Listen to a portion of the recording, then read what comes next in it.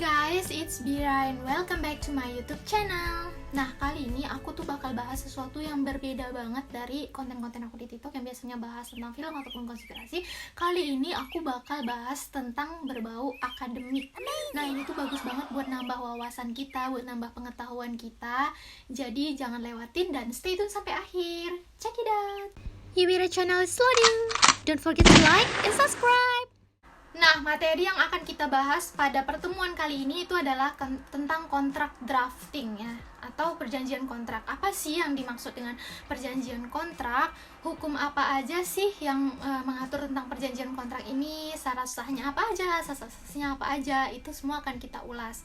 Kontrak drafting ini adalah salah satu mata kuliah dari Universitas Internasional Batam. Kita akan kupas satu-satu. Nah, ngomong-ngomongin tentang perjanjian, kan otomatis itu ada komitmen ya.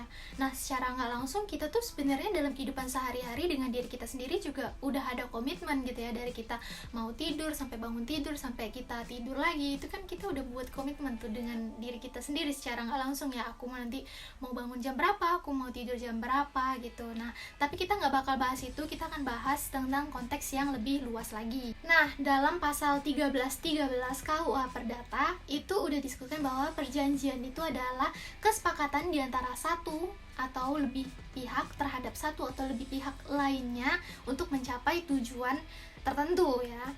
Nah, dalam kehidupan bermasyarakat itu juga banyak sekali ya contoh perjanjian itu. Mungkin ada jual beli, sewa menyewa, pinjam meminjam, atau perjanjian pranikah juga ada ya. Mungkin dia mau pisah harta atau bagaimana. Anyway, ada syarat-syarat sahnya yang mengatur tentang perjanjian itu sendiri. Jadi nggak bisa asal-asalan tuh kita bikin perjanjian ya. Ada syarat-syarat sahnya perjanjian ya. Itu udah diatur dalam pasal 1320 KUH Perdata. Apa aja syaratnya? Itu ada 4. Yang pertama itu adalah kesepakatan di antara para pihak yang terikat dalam perjanjian itu. Jadi misalkan ada Tuan Vincenzo Casano dan Debbie Ocean, mereka sepakat untuk misalnya menyewa sebuah ruko nih. Jadi dari pihak yang menyewakan dan pihak yang disewakan ini harus sepakat bahwa mereka akan melakukan transaksi ini dan juga akan sepakat dengan apapun klausal yang diatur dalam perjanjian itu sendiri. Nah, yang kedua itu adalah kecakapan para pihak yang terlibat dalam perjanjian itu sendiri ya. Di sini orang yang disebut cakap itu adalah orang yang sudah dewasa atau umurnya di Indonesia itu sudah berumur 17 tahun ke atas.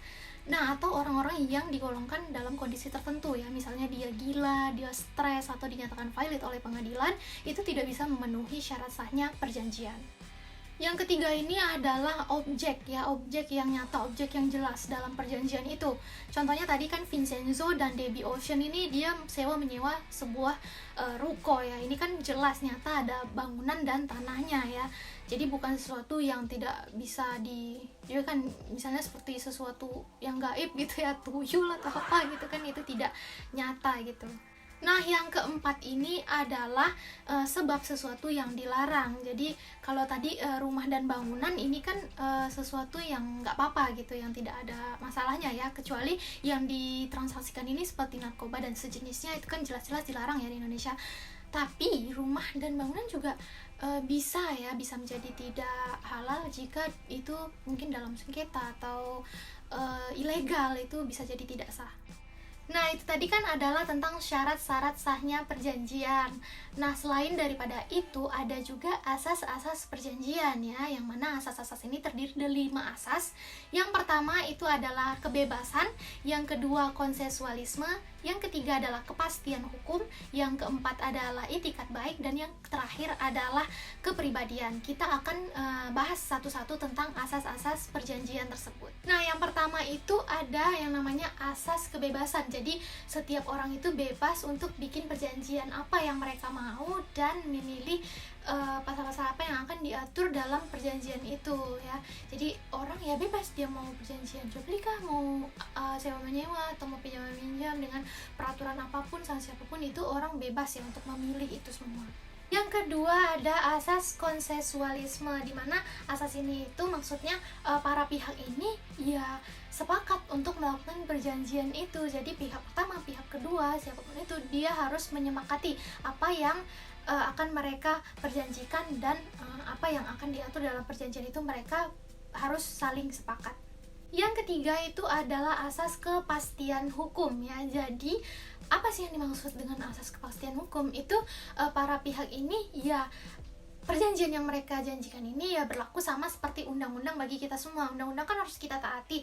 Nah, perjanjian yang mereka telah buat ini juga harus mereka taati gitu. Yang keempat ada asas itikat baik. Apa yang dimaksud dengan asas itikat baik ini? Asas itikat baik itu, nah inilah lumrahnya manusia itu kan sifatnya macam-macam ya, beragam-ragam.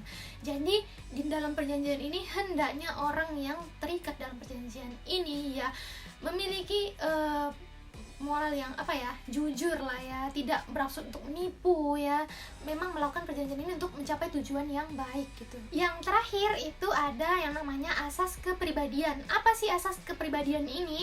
Nah, asas kepribadian ini maksudnya gini, pihak-pihak yang akan menanggung sebab akibat dari perjanjian ini adalah pihak-pihak yang terlibat dalam perjanjian itu saja. Jadi tidak akan melibatkan pihak luar, pihak manapun yang tidak terlibat dalam perjanjian itu. Jadi memang personal ya, bersifat personal ya, antara yang membuat perjanjian dan yang menyepakati perjanjian itu aja gitu.